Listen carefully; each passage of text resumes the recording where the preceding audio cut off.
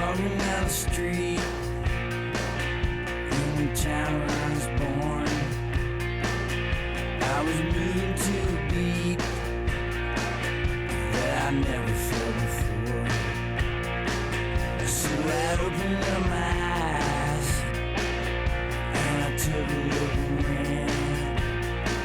I saw you written across the sky.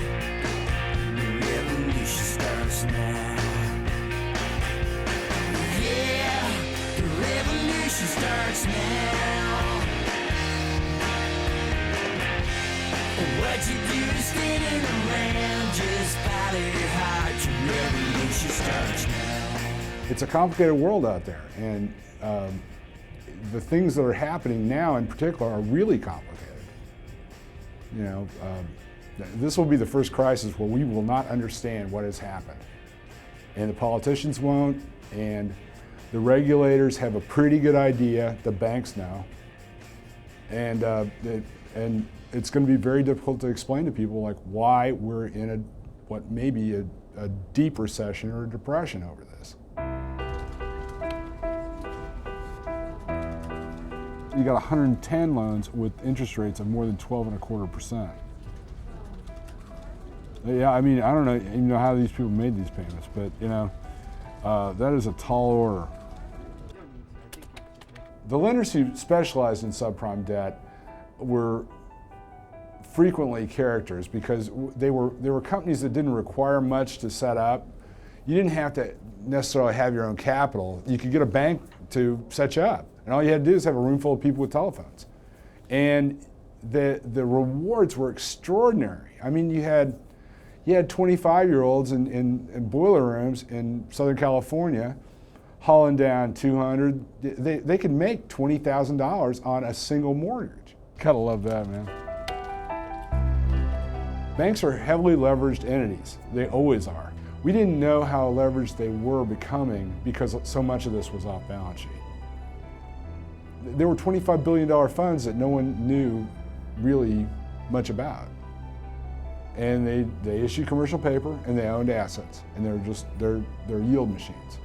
And you could have two guys in an office running this thing that's $25 billion.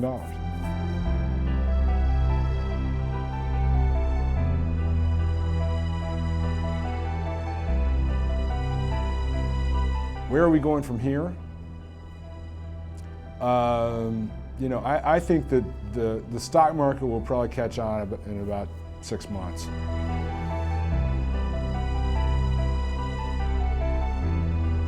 The Fed is doing what it can to shore things up.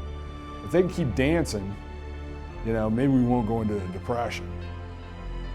But we are certainly in a recession now, and we will, when the banks continue to withdraw the credit from everybody, we will the restriction on lending will make it prohibitive for people to buy houses or to have a car, to finance cars, or to, if you call up now and you ask MasterCard for like a credit card increase, if you're not a really good credit, you might get turned down. In fact, you probably will.